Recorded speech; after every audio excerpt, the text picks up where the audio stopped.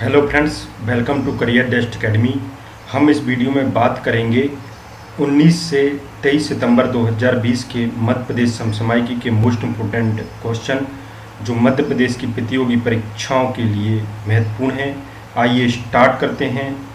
अभी हाल ही में मध्य प्रदेश से कितनी खेल अकादमियों का चयन खेलो इंडिया के तहत किया गया है? मध्य प्रदेश की 3 खेल अकादमी हैं, इनका चयन खेलो इंडिया के तहत किया गया है। उसमें मध्य प्रदेश राज्य शूटिंग अकादमी, रोइंग तथा हॉकी अकादमी में अब देश के विभिन्न राज्यों के खिलाड़ियों का प्रशिक्षण दिया जाएगा। अभी हाल ही में राजा मानसिंह तोमर संगीत एवं कला विश्वविद्यालय के कुलपति कौन नियुक्त किए गए हैं? अभी हाल ही में प्रोफेसर साहित्य कुमार नाहर को राजा मानसिंह तोमर संगीत एवं कला विश्वविद्यालय ग्वालियर का कुलपति नियुक्त किया गया है। राज्यपाल श्रीमती आनंदीबेन पटेल ने इलाहाबाद विश्वविद्यालय इलाहाबाद उत्तर प्रदेश के म्यूजिक एवं परफॉर्मिंग आर्ट विभाग के प्रोफेसर साहित्य कुमार नाहर को कुलपति नियुक्त किया गया है। कुलपति के रूप में प्रोफेसर नाहर का कार्यकाल ग्रहण करने की अवधि से 4 वर्ष की कालावधि या 70 वर्ष की आयु जो भी पहले हो उसके लिए ये कुलपति रहेंगे। मध्य प्रदेश में स्वयं सहायता समूह के वार्षिक ऋण वितरण का लक्ष्य बढ़ाकर कितने रुपए किया गया है? ये मध्य प्रदेश में स्वयं सहायता समूह का वार्षिक ऋण वितरण का लक्ष्य बढ़ाकर 1400 करोड़ रुपए किया गया है। इसका डी आंसर आपका सही होगा। मध्य प्रदेश में स्वयं सहायता समूह का वार्षिक ऋण वितरण का लक्ष्य बढ़ाकर 1400 करोड़ किया गया है। आजीविक मिशन ये 300 करोड़ से बढ़ाकर किया गया है।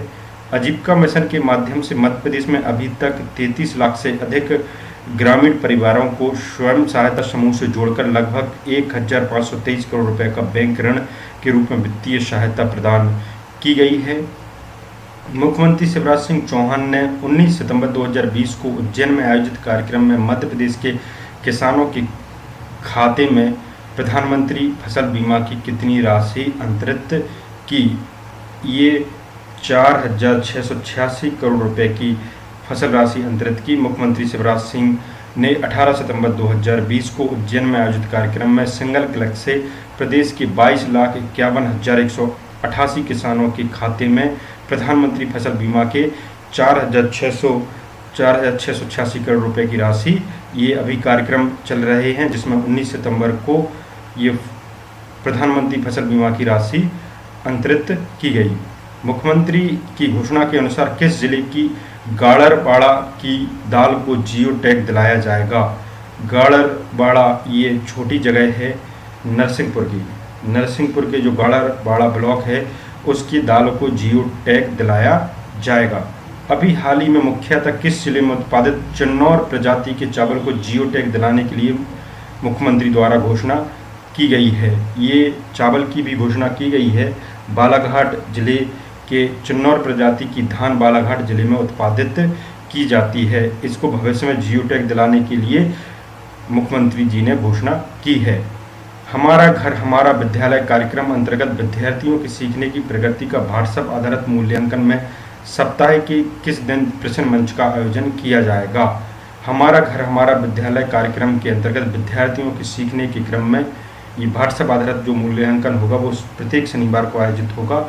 राज्य शिक्षा केंद्र स्कूल शिक्षा विभाग द्वारा हमारा घर हमारा विद्यालय का कार्यक्रम अंतर्गत विद्यार्थियों की सीखने की प्रगति का व्हाट्सएप आधारित मूल्यांकन के अंतर्गत 1 से 8 के हिंदी एवं गणित विषयों के लिए 10-10 प्रश्नों का क्विज की लिंक हर शनिवार को व्हाट्सएप पर भेजी जाएगी।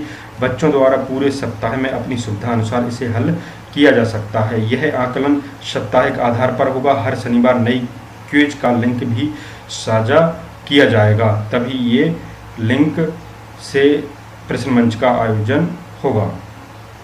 मध्य प्रदेश में गरीब जन कल्याण सप्ताह के दौरान वनाधिकार उत्सव कब मनाया गया है? ये जन कल्याण सप्ताह चल रहा है आपका 17 से 23 सितंबर ये मध्य प्रदेश में। उसी के क्रम में 19 सितंबर 2020 को वनाधिकार उत्सव मनाया गया है। मुख्यमंत्री ने वनाधिकार उत्सव के अंतर्गत 19 सितंबर 2020 को आदिवासी परिवारों की चिंता की तथा वनाधिकार अधिनियम के तहत पट्टे देकर पीढ़ियों की काबिज भूमि का उन्हें मालिकाना हक प्रदान किया। मध्य प्रदेश में 2006 के पहले काबिज प्रत्येक आदिवासी को पट्टा दिलाया जाएगा। अभी हाल ही में मुख्यमंत्री ने किस जिले में इंदौख बैराज परियोजना का लोकार्पण किया है? इंदौख, आपको लगेगा कि ये इंदौर है, ये इंदौख है, ध्यान दीजिए। उज्जैन जिले में परियोजना का लोकार्पण किया गया है। मध्य प्रदेश के मुख्यमंत्री ने 20 सितंबर 2020 को उज्जैन जिले के महतपुर तहसील के ग्राम इंदौख में जल संसाधन विभाग द्वारा छोटी काली सिंध नदी पर बनाए गए इंदौख बैराज परियोजना, जिसकी लागत 79.03 करोड़ रुपए है, इसका लोकार्पण किया है। बैराज परियोजना से 6100 हेक्टेयर क्षेत्र में सिंचाई की जा सकेगी। साथ ही महतपुर एवं बड़ौद तहसील के 23 ग्रामों के किसानों की सिंचाई के लिए पर्याप्त पानी भी मिलेगा। गरीब कल्याण सप्ताह के दौरान सबको साथ सबका विकास थीम अंतर्गत नवीन किसान क्रेडिट कार्ड कब वितरित किए गए हैं? नवीन किसान क्रेडिट कार्ड ये वितरित किए गए हैं 22 सितंबर 2020 को। प्रधानमंत्री नरेंद्र मोदी के जन्म दिवस के उपलक्ष्य में प्रदेश में मनाए जा रहे गरीब कल्याण सप्ताह के अंतर्गत 22 सितंबर 2020 को 63,000 कृषकों, पशुपालकों एवं मत्स्य पालक हितग्राहियों को नवीन किसान क्रेडिट कार्ड वितरित किए जाएंगे। सबको साथ सबका विकास राज्य स्तरीय कार्यक्रम का शुभारंभ मुख्यमंत्री शिवराज सिंह चौहान ने ये मिंटो हॉल में किया है 22 सितंबर 2020 को ही।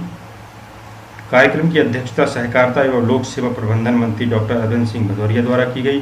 कार्यक्रम में मध्य प्रदेश के किसानों को 0% ब्याज पर ऋण प्रदान करने के लिए सहकारी बैंकों समितियों को 800 करोड़ रुपए की शासकीय सहायता उपलब्ध कराई जाएगी। मध्य प्रदेश विधानसभा में मध्य प्रदेश अनुसूचित जनजाति ऋण विमुक्ति विधेयक 2020 कब पारित किया गया है? ये मध्य प्रदेश की विधानसभा में मध्य प्रदेश अनुसूचित जनजाति ऋण विमुक्त विधेयक 2020 21 सितंबर 2020 को पारित किया गया है। एक दिन का सत्र लगा था अभी 21 सितंबर को। इसमें मध्य प्रदेश अनुसूचित जनजाति ऋण विमुक्ति विधेयक 2020 को पारित कर दिया गया है। मध्य प्रदेश अनुसूचित जनजाति ऋण विमुक्त विधेयक से क्या लाभ होंगे, मुख्य क्या लाभ होंगे, ये देखते हैं हम। अनुसूचित क्षेत्रों में निवास कर रहे अनुसूचित जनजाति वर्ग के व्यक्तियों को 15 अगस्त 2020 तक दिया गया प्रतिकरण, जिसमें ब्याज की रकम यदि कोई भी है सम्मिलित है, जो भी अनुसूचित क्षेत्र में निवासरत अनुसूचित जनजाति के सदस्य द्वारा किसी लेन देन का देय हो, पूर्णतः उन्मोचित हो गया है, समझा जाएगा। जो इन नियमों का उल्लंघन करेगा वह कारावास से 3 वर्ष तक, इसमें सजा का प्रावधान है, 3 वर्ष तक का ये सजा हो सकती है, या फिर जुर्माने से या 1 लाख रुपए तक का हो सकता है, या दोनों से दंडित किया जा सकता है। ये इसमें मुख्य बात है इस विधेयक में। मध्य प्रदेश नगर पालिक विधि तृतीय संशोधन विधेयक 2020 के अनुसार अचल संपत्ति के दान विक्रय पर कितने प्रतिशत से अधिक अतिरिक्त स्टाम्प शुल्क नहीं लगेगा? मध्य प्रदेश में की जो नगर पालिका क्षेत्र है उसमें अचल संपत्ति के दान विक्रय पर 3% से अधिक ये स्टाम्प शुल्क नहीं लगेगा। मध्य प्रदेश नगर पालिक विधि तृतीय संशोधन विधेयक 2020 को 21 सितंबर 2020 को पारित किया गया है। मध्य प्रदेश नगर पालिक विधि तृतीय संशोधन विधेयक 2020 के अनुसार मध्य प्रदेश नगर पालिक निगम और नगर पालिका की सीमाओं के अंतर्गत स्थित अचल संपत्ति के दान विक्रय आदि से संबंधित लिखतों पर अतिरिक्त स्टाम्प शुल्क 3% से अधिक नहीं लगेगा। मध्य प्रदेश विधानसभा में मध्य प्रदेश साहूकार संशोधन विधेयक 2020 कब पारित किया गया? मध्य प्रदेश विधानसभा में मध्य प्रदेश साहूकार संशोधन विधेयक ये भी 21 सितंबर 2020 को पारित किया गया। इसमें पारित हो चुका है 21 सितंबर को। इससे संबंधित हम फैक्ट देखते हैं। मध्य प्रदेश साहूकार संशोधन विधेयक से संबंधित कोई भी साहूकार राज्य सरकार द्वारा समय समय पर अधिसूचित की गई दर से अधिक ब्याज प्रभावित नहीं करेगा। अराष्ट्रीयकृत किसी साहूकार द्वारा किसी व्यक्ति को अग्रिम दिया गया कोई उधार विधि किसी न्यायालय में जब तक वसूल नहीं हो सकेगा जब तक बाद दायर किए जाने के समय साहूकार प्रभावी राष्ट्रीयकरण नहीं रखता हो, अर्थात अराष्ट्रीयकृत साहूकार द्वारा दिए गए ऋण शून्य होंगे। समझिए बात को। मुख्यमंत्री किसान सम्मान निधि योजना के अंतर्गत किसानों को कुल कितने रुपए की सम्मान देने का फैसला किया है। अब ये प्रधानमंत्री किसान सम्मान निधि योजना चल रही है, उसमें 6,000 रुपये प्रत्येक साल के दिए जाते हैं। इसमें अब मुख्यमंत्री ने कहा है, हमारे इसका ये कैबिनेट में भी पास हो गया है, 4,000 रुपये दिए जाएंगे, यानी कुल मिला के 10,000 रुपये किसानों को अब मिलेंगे मध्य प्रदेश में। इसमें हम डिटेल देखते हैं। प्रधानमंत्री किसान सम्मान निधि योजना में मध्य प्रदेश 77 लाख किसानों को प्रतिवर्ष 3 किस्तों में 2-2 हज़ार रुपये करके कुल 6,000 रुपये के प्रति किसान प्रदान किए जाते हैं। अब मध्य प्रदेश सरकार ने किसानों को प्रतिवर्ष 2 किस्तों में 2-2 हज़ार रुपये कुल 4,000 रुपये की सम्मान देने का फैसला इसमें किया है। केंद्र व राज्य सरकार की इन योजनाओं की कुल राशि अब 10,000 रुपये हो जाएगी। मुख्यमंत्री किसान सम्मान निधि योजना से मध्य प्रदेश के सभी किसानों को लाभ होगा। मुख्यमंत्री किसान सम्मान निधि योजना के अंतर्गत किसानों को सम्मान निधि की पहली किस्त के वितरण की शुरुआत पंडित दीनदयाल उपाध्याय के जन्म दिवस 25 सितंबर 2020 को किया जाएगा। आवासीय नजूल भूमि के स्थायी पट्टेदारों को भू स्वामी का हक दिलाने के लिए मध्य प्रदेश नजूल भूमि निवर्तन निर्देश 2020 का मध्य प्रदेश मंत्री परिषद ने अनुसमर्थन कब किया? ये किया है आपका 22 सितंबर 2020 को। मंत्रिपरिषद द्वारा लिए गए निर्णय के अनुसार नगरीय क्षेत्रों में स्थित ऐसे शासकीय भूमि धारक भूखंडों के अधिभोगियों को जो 31 दिसंबर 2014 या उससे पूर्व भूखंड के निर्बाध आधिपत्य में हैं, उन्हें उस भूखंड का स्थायी पट्टा प्रदान किया जाएगा। उन्हें चिन्हांकित कर निर्धारित ब्याजी एवं भूभाटक लेकर 30 वर्ष का स्थायी पट्टा दिया जाएगा।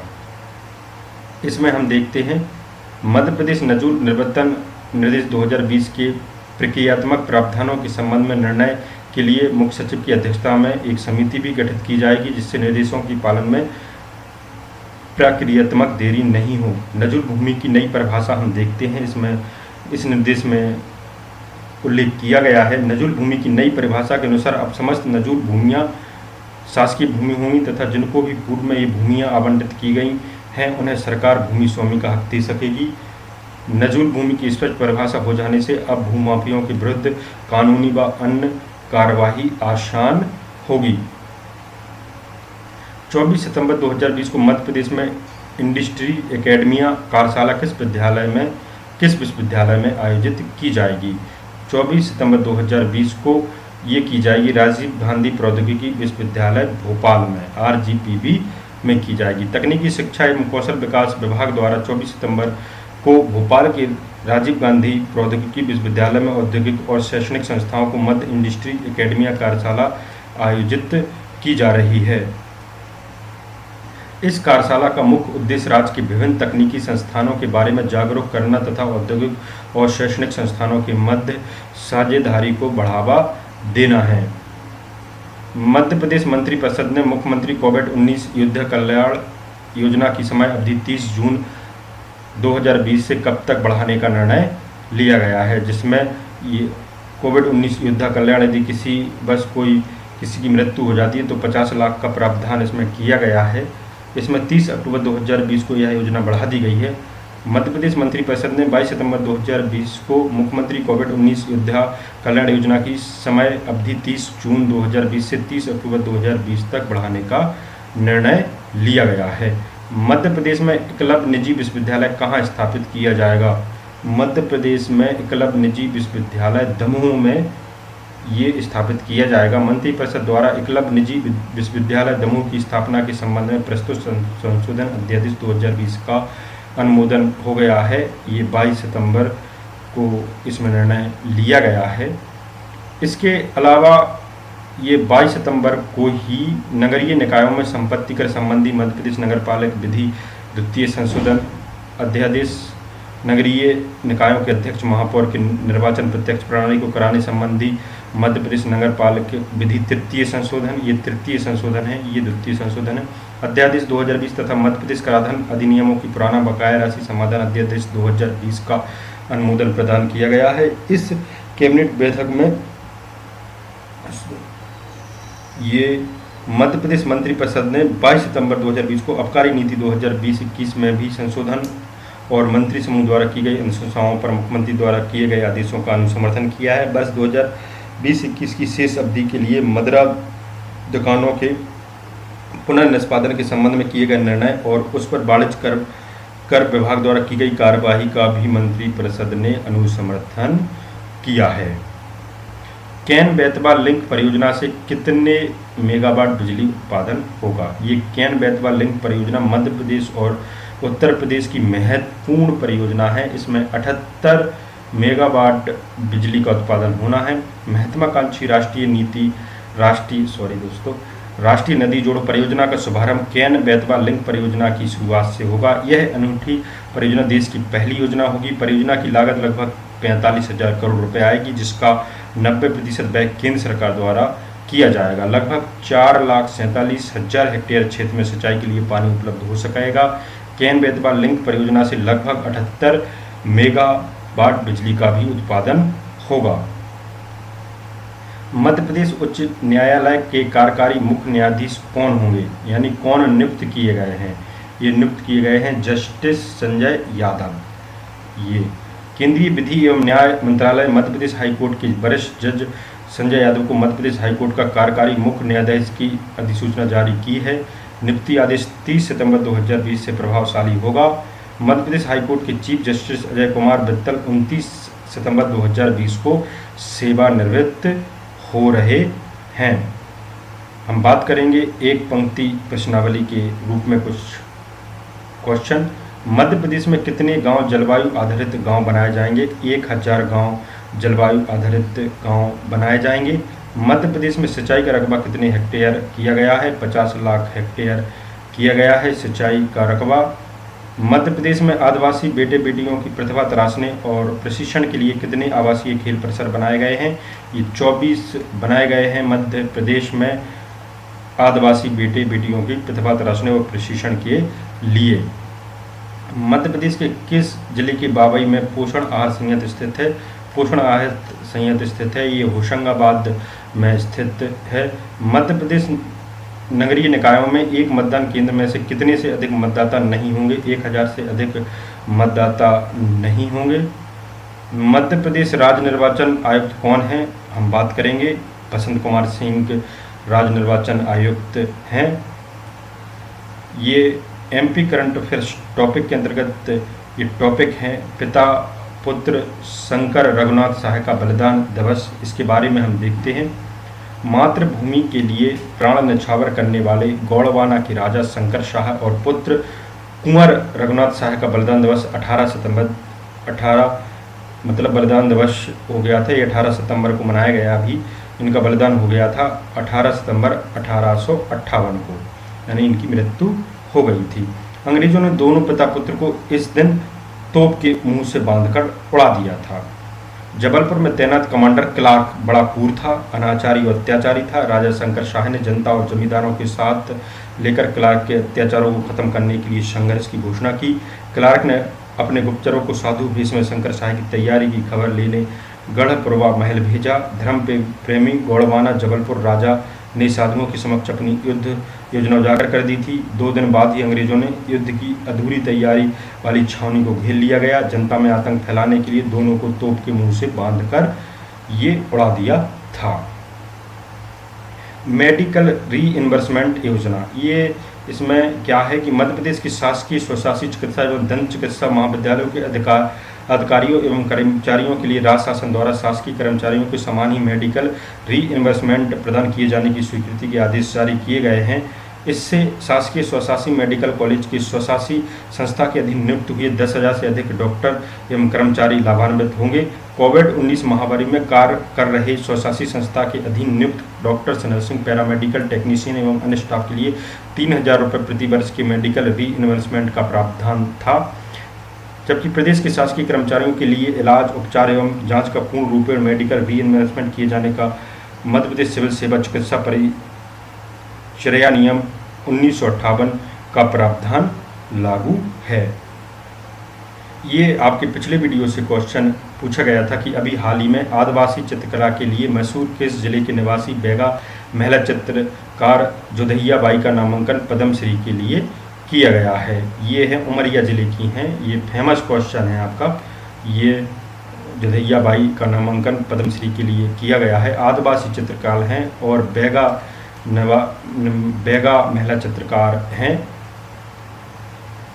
आज का जो क्वेश्चन आपसे है कि मध्य प्रदेश में उद्यानिकी विभाग की सबसे बड़ी मटकुली और पोलो नर्सरी कहाँ स्थित है? ग्वालियर, इंदौर, होशंगाबाद, सीहोर में से एक आंसर आपका सही है, जिसका आंसर आपको कमेंट करके बताना है दोस्तों।